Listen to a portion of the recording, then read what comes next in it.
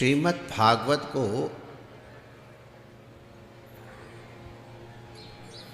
भगवान श्री रमण बिहारी का वाङ्मय विग्रह कहा जाता है।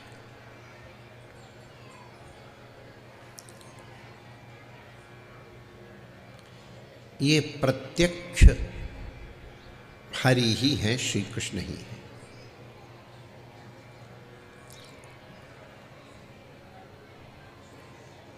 कृष्णावतार के अनंतर ऐसी परंपरा है कि भगवान क्षीर सागर में नहीं पधारे, अन्य धाम में नहीं पधारे, इस भागवत अरणों में आकर के विराजमान हो गए, इसी रूप में स्थापित हो गए। तेनेयं वाङ्मयी मूर्ति प्रत्यक्षा विद्यते हरि। ये भगवान हरि का वाङ्मय विग्रह है, शब्दमय विग्रह है। भगवान की मूर्ति जैसे पाषाणमयी होती है, मृणमयी होती है, धातुमयी होती है, उसी प्रकार से ये श्रीमद् भागवत भगवान का वाङ्मय विग्रह है। वाङ्मय माने शब्दात्मक विग्रह है। श्रीमद् भागवत को श्रीमद् भागवत के प्रमाण के अनुसार ही निवेदन किया जा रहा है।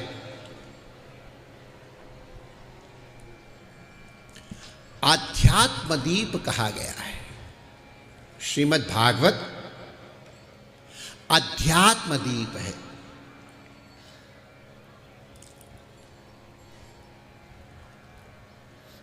भगवान के जो सर्वथा वर्ण्य हैं,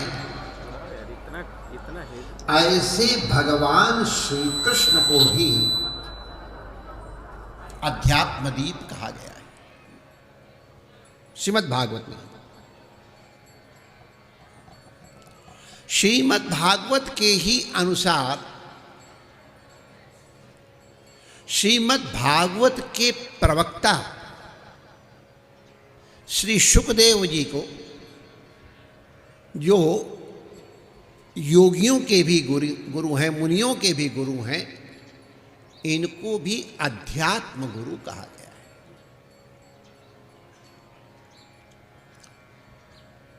श्रीमद् भागवत अध्यात्म गुरु है। उनके भागवत के वर्ण भी, श्री कृष्ण भी अध्यात्म दीप हैं। और श्रीमद् भागवत के प्रवाचक भगवान श्री शुकदेव भी अध्यात्म दीप। अध्यात्म दीप का तात्पर्य क्या है?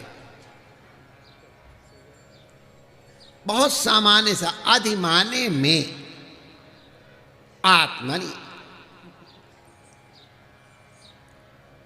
जो अंतःकरण के तम को निवृत्त करे।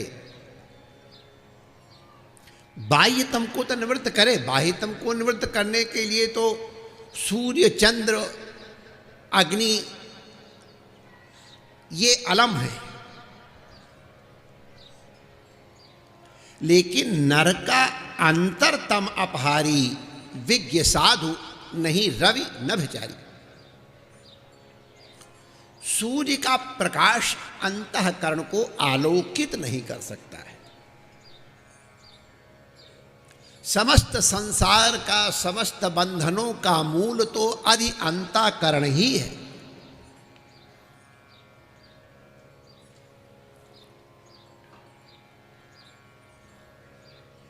ये मोह, ये काम, ये क्रोध, ये अंतःकरण में विराजते। अज्ञान अंतःकरण में, अविद्या अंतःकरण में है। इस तम को निवृत्त करने में, निवारण करने में सूर्य चंद्र आदि सक्षम नहीं है। उसके लिए अध्यात्म जो महापुरुष के वचन हैं वही अलम है, वही सक्षम है। ये श्रीमद् भागवत में आचार्य परंपरा दी गई है। किंग कर्तव्य विमूढ़ ब्रह्मा को भगवान श्री नारायण श्री हरि ने जो स्वयं अध्यात्म दीप है, जो स्वयं ज्योति है, उन स्वयं ज्योति प्रभु ने अपने प्रकाश से, अपने स्वरूप के वर्णन से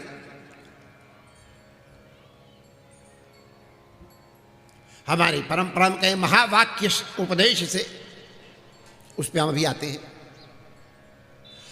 किंग कर्तव्य विमूढ़ ब्रह्मा को ये आध्यात्म दीप प्रदान किया। उस आध्यात्म दीप के प्रभाव से ब्रह्मा जी आध्यात्म दीप हो गए। जैसे एक दीपक जो प्रज्वलित है दूसरे अप्रज्वलित दीप को प्रदीप्त कर सकता है, दूसरा प्रदीप्त दीपक भी दीपांतर को प्रदीप्त कर सकता है। दिवाली के महोत्सव पे जैसे किया जाता है, एक पहले लक्ष्मी जी का दीपक जला लेते हैं, फिर उससे अन्य दीपक जलते हैं। तो ब्रह्मा जी को जब ये दीपक प्राप्त हुआ तो वो भी प्रदीप हो गए, अध्यात्म दीप हो गए, आध्यात्म प्रदीप हो गए। ब्रह्मा जी जब स्वयं प्रदीप्त हो गए, आध्यात्म दीप हो गए, तो उन्होंने कृपा करके नारद को, सनकादिकों को इस आध्यात्म दीप का संप्रदान किया। नारद अध्यात्म दीप हो गए। नारद जी से व्यास जी को प्राप्त हुआ, अध्यात्म दीप हो गए। व्यास जी से सुखदेव जी को प्राप्त हुआ। तो इस क्रम से चलते चलते आज जो इस आसन पर विराजमान हैं हमारे परम पूज्य मलूक पीठाधीश्वर जी महाराज, श्रीमद् भागवत शास्त्र के प्रमाण के अनुसार,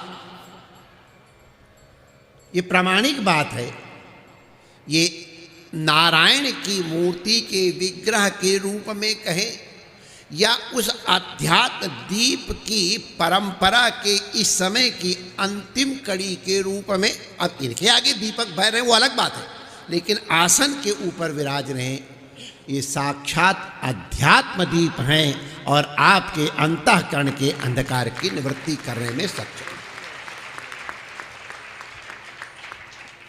जैसे ये परंपरा है वैसे ही हमारे यहाँ यतियों में भी परंपरा है, इसको हम लोग संप्रदाय कहते हैं। आजकल संप्रदाय कहना या सांप्रदायिक कहना तो गाली देना हो गया है। इस शब्द का इतना दुरुपयोग किया गया है, ऐसा अनर्थ किया गया है कि अब कुछ न कहना ही उचित है। संप्रदाय बहुत आदर की वस्तु है। संप्रदान बड़ी पवित्र वस्तु है। जो सम्यक प्रकार से प्रदान किया जाए, ऐसी परंपरा, ऐसी क्रिया को संप्रदान कहा जाता है और उस परंपरा को संप्रदाय कहा जाता है। जैसे नारायणम पद्म भवम वशिष्ठम शक्तिम च तत्पुत्र पराशरम च इत्यादि। व्यासम शुकम गौड़ पदम महांतरम। तो ये एक परंपरा हमारी संतों में भी चलती है। वंशो द्विविधा विद्या संतत्या च। दो प्रकार से संतति चलती है, वंश चलता है। एक बिंदु की परंपरा है, पिता से पुत्र, पुत्र से पौत्र, पौत्र से प्रपौत्र, इस क्रम से। और एक नाद की परंपरा है, शब्द की परंपरा है। शास्त्र की शब्द की परंपरा अधिक उपयुक्त है, शास्त्र उसमें अंतर्निहित है। शब्द की परंपरा है। शब्द की परंपरा का आशय क्या है? गुरु ने अपने शिष्य को ज्ञान या शब्द प्रदान किया, महावाक्य प्रदान किया। शिष्य ने उसको धारण किया, सजीव किया, चेतन किया और उत्तम अधिकारी शिष्य को प्रदान किया। उस शिष्य ने भी आगे परंपरा चलाई। भाग्यशाली परंपरा होती जो अक्षुण्ण बनी रहती है। आज हम जिन मढ़ी के ये नए कलेवर के कृष्णार्पण करने के सद्गुरु अर्पण महोत्सव में सम्मिलित हुए, ये भी एक परंपरा है। भगवान नारायण चूंकि स्वयं ज्योति हैं, स्वयं प्रकाश हैं, इस परंपरा के आदि वो हैं। वो जिस रूप में प्रस्तुत करना चाहें, हंसावतार के रूप में हो जाए, हरि के अवतार के रूप में, जो उनका अभीष्ट हो।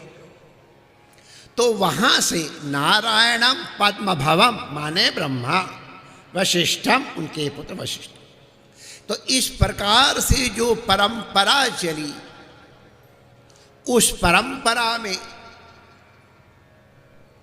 भगवान आद्य जगत गुरु शंकराचार्य जी मध्य में होते हैं।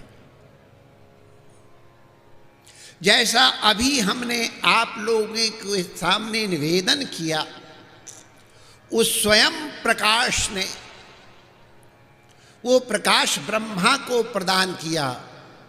हमारी इस परंपरा में ब्रह्मा जी ने वशिष्ठ जी को दिया, पराशर जी को दिया, इत्यादि से ये कर्म चला है।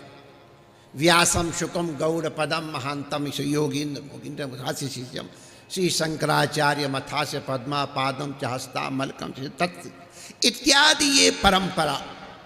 तो इसमें भी प्रकाश उन्हीं आध्यात्म गुरु, आध्यात्म पुरुष भगवान नारायण का ही है। वो परंपरा क्रमशः जैसे हमने आप लोगों के सामने स्मरण कराई, वो परंपरा भगवान शंकराचार्य तक पहुंची। भगवान शंकराचार्य जी ने अपने 4 शिष्य और उसके बाद उनके शिष्य शिष्य परंपरा से क्रमशः इस क्षेत्र का सौभाग्य है। उस परंपरा के एक बड़ी ज्वलंत कड़ी पूज्य बुद्धगिरि जी महाराज, जो इस क्षेत्र के सिद्ध महापुरुष, जीवंत समाधि लेने वाले महापुरुष, जिनकी महिमा से आप लोग सब परिचित हैं, वहां तक ये परंपरा आई। इस परंपरा में कल हम जब अंदर दर्शन कर रहे थे पूज्य महाराज जी के अनुग्रह से, तो हमको प्रसन्नता हुई कि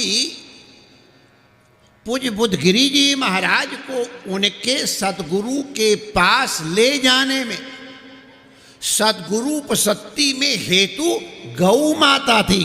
गौ माता उनको लेके गुरु के पास। स्वामी विवेकानंद जी महाराज, उनके गुरु थे रामकृष्ण परमहंस देव जी। तो उनके दीक्षा गुरु थे श्री तोतापुरी जी। वो वेदांत के कट्टर उपासक। तो वो ये कहते थे, क्या तुम माया के चक्कर में, नाम रूप के चक्कर में पड़े हो? वो ताली बजा की तक क्या रोटी बना रहा है क्या? इस तरह रामकृष्ण परमहंसदेव जी का उपहास उड़ाते थे। फिर पीछे रामकृष्ण जी की भी कृपा हो गई अपने, क्योंकि साक्षात भगवत रूप ही थे, इसलिए वो एक कथांतर है, हम विशेष समय नहीं लेंगे। लेकिन रामकृष्ण परमहंसदेव कहते थे, इसको माया माया नहीं कहना। माया परब्रह्म परमात्मा की अपनी शक्ति है। माया ने ही आवरण कर रखा है। जब माया चाहेगी आवरण का निवारण कर देगी, आवरण के निवृत्त होते ही साक्षात्कार हो जाएगा। तो भगवती पराम्बा, उनकी कृपा से उपासना यही तो है, मल विक्षेप और आवरण। तो मल और विक्षेप साधक अपने श्रम से, और ये आवरण की निवृत्ति ये सद्गुरु की कृपा से महामाया करती। तो जैसे ही आवरण की निवृत्ति होती है तो परमात्मा की अभेयता अनुभूति हो जाती। तो ये उपनिषद में भी आया है, कथा है, केनोपनिषद की आख्यायिका है।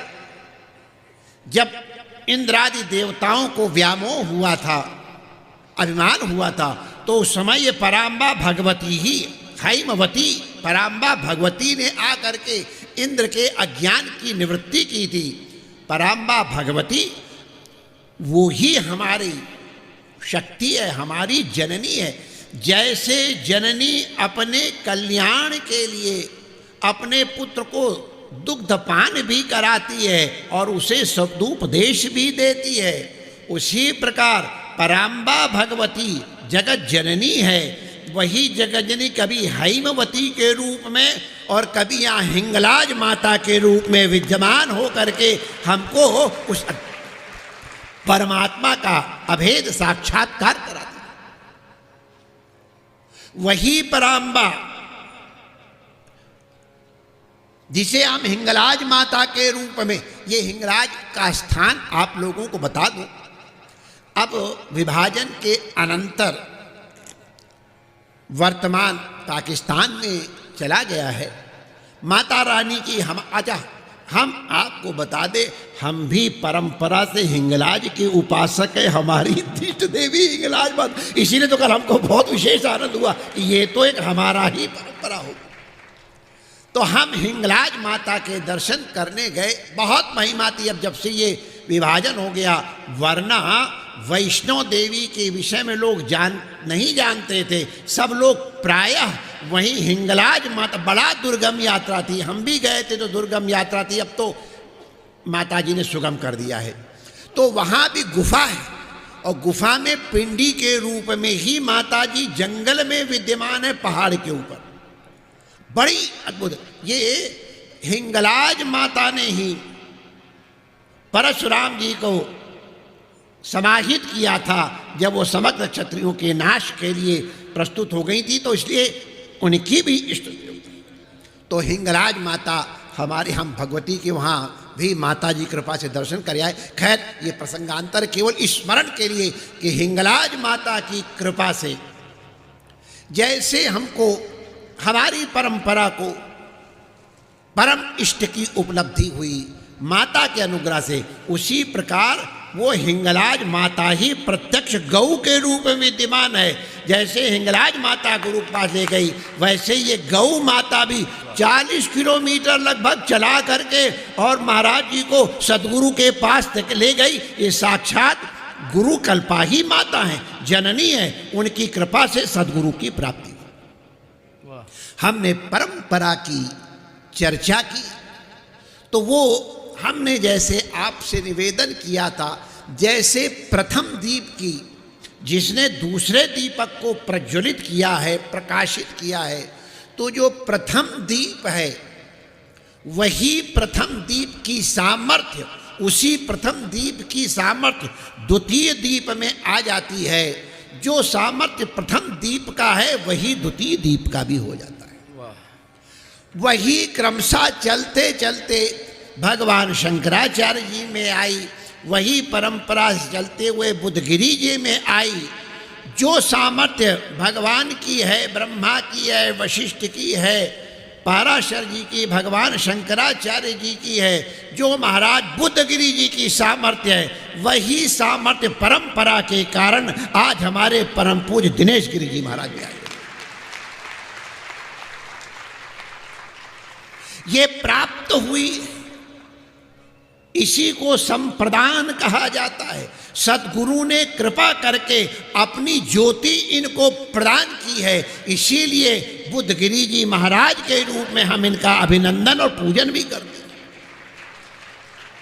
बुद्धगिरी जी महाराज को जैसे गौ माता सद्गुरु के पास ले गई, वही परंपरा हमको बड़ी प्रसन्नता है कि हमारे गीता शास्त्र में लिखा है कि कोई भ्रष्ट योगी जो होता है वो अगले जन्म में किसी बड़े पवित्र घर में उत्पन्न होता है और उसके लक्षण अलग होते हैं और वो उस पुरानी तपस्या के फल स्वरूप, साधना के फल स्वरूप इस जन्म में, जैसे अगर कोई कक्षा 5 का विद्यार्थी जब ये समर वेकेशन होता है, ग्रीष्मावकाश होता है, तो जब पुनः विद्यालय खुलता है तो 5वें दर्जे में नहीं पढ़ता, 4थे दर्जे में नहीं पढ़ता है, 6वें दर्जे में पढ़ता है। तो उसी प्रकार हमारे ये महापुरुष भी, ये जितने महापुरुष, एक जन्म की तपस्या है, ऐसी साधना एक जन्म में समझ। क्या तेजस्वी सब विग्रह आपके सामने बैठे ऐसे ही बन गए? क्या रोज बादाम का हलवा ही खाते जो इनका चेहरा चमक रहा है? अरे इनके अंदर भजन का तेज है जो प्रकाशित हो रहा है। तो ये एक जन्म का नहीं है, अनेक जन्म संसिद्धे ततो याति पराम गति। तो पूर्व जन्म की साधना रही होगी। ये जैसे धुएं को देख करके अग्नि का अनुमान होता है, उसी प्रकार परम पूज्य दिनेश गिरी जी के विषय में जान करके अनुमान होता है। धुएं को देख के जैसे अग्नि का अनुमान होता है कि इन्होंने पूर्व जन्म में अवश्य ही साधना की होगी, नहीं परिपूर्णता प्राप्त हुई, इस जन्म को ग्रहण किया और पैदा होते ही गोद में ही अभी अपने आप कैसा तेज था वो तो हमने उसमें देखा। विद्यार्थी काल का भी चित्र देखा, विद्यार्थियों के साथ खड़े हुए तो उनके चेहरे का प्रकाश सारे विद्यार्थियों से अलग। मैंने कहा ठीक है, योगी का प्रकाश तो अलग होता ही है। तो महाराज का चित्र वहां विद्यालय में देखा, अलग से प्रकाशमान। बालकपन से ही, ऐसे हमारे यहाँ का बालकपन से हरि भजन, जो बचपन से ही उत्पन्न होते ही भगवान की सेवा में लग जाएं तो उनकी महिमा का तो क्या कहना। हम क्योंकि हमारे प्रति उनका भाव अलग है, हमको कहने में बड़ा संकोच हो रहा है। बहुत कहना चाहता हूँ, कहना चाहिए, लेकिन नहीं कह पा रहा हूँ। लेकिन हमको प्रसन्नता है कि जिस प्रकार से इनका नाम है प्रकाश देने वाला, जो अंधकार की निवृत्ति करने वाला प्रकाश है, तो अपने नाम को ये सार्थक कर रहे हैं। इस अल्पायु में भी गुरु की कृपा से इन्होंने कितने दिव्य दिव्य कार्य किए हैं। ऐसा दिव्य भवन निर्माण किया गौ माता की सेवा के लिए, तो अगर समग्र राजस्थान में आप अग्रणी माने जाते हैं। संतों की सेवा में किस प्रकार से निष्ठा है, हमको अति प्रसन्नता है। भगवान कृपा करे, कोई नज़र न लगे, कभी कहाँ से खड़ा न हो, और इसी प्रकार ये अपने प्रकाश को अपने कर्तव्यों के द्वारा जन जन में लुटाते हुए, जन जन के अज्ञान अंधकार का निवारण करते हुए और सबको आशीर्वाद प्रदान करें। गौ माता की सेवा में लगे हैं। गौ माता ही संरक्षिका है हर प्रकार से। सद्गुरुदेव जिनकी के पद के ऊपर आप विराजमान हैं, उन्हीं के रूप में हम इनका, जैसा आपसे निवेदन कर रहे थे, वंदन और अभिनंदन करते हैं। इनके माध्यम से ये दिव्य आयोजन हुआ।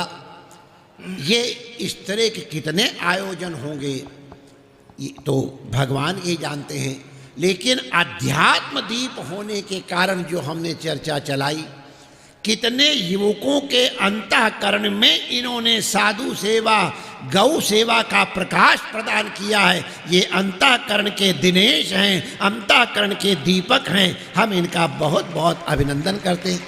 या बेटा शाल दे दो। हम अपने हृदय का भाव इनको ये दुपट्टा ओढ़ा करके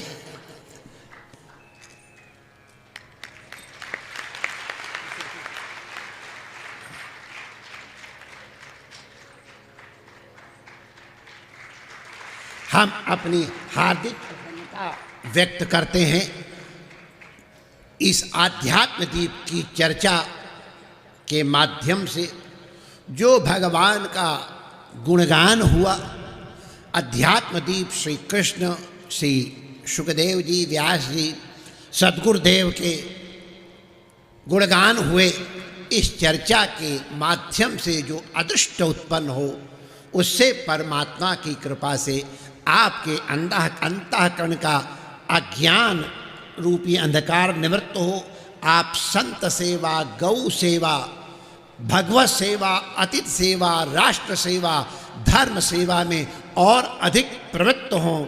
इसी कामना के साथ पूज्य व्यास आसन से, समग्र आचार्य जन से, संतों महापुरुषों से और आप सब जो सिया राम में सब जग हैं, उन सब से अपनी वाणी को प्रणाम करते हुए अपनी वाणी को विराम देने की अनुमति चाहते।